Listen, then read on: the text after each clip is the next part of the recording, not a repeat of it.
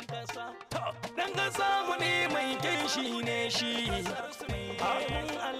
Dan kasa akwai shi da kishi. To bakinmu na yau ina muku barka da zuwa. To kamar yadda aka saba kowa a cikin ku zai faɗi sunan shi ya gabatar da kansa. To sunana Ahmad Muhammad Matawalli. Sunana Salisu Muhammad Matawalli. Matawalli kuma?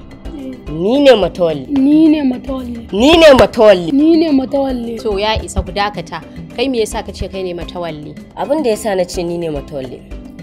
Matawalli yana kishin talakawa. Yana tausayin su, yana son abin da zai faranta musu rai. Matawalli mutum ne mai son bunƙasa ilimi. Matawalli mai runguma kowa da kowa ne. Kowa da kowa ya zama nashi, talaka da mai kuɗi.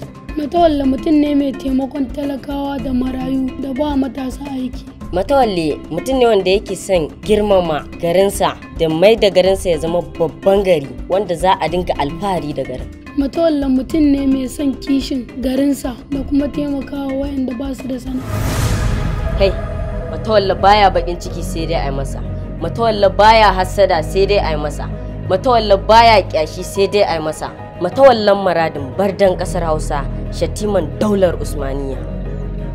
Yaro, je kai karatu.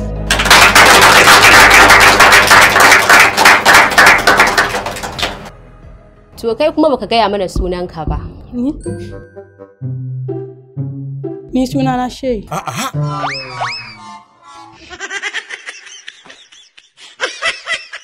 Allah isa, sharin su mai kwano ne dan kali. ‘Ya'yan dodo kenan ba kai da dodon ba.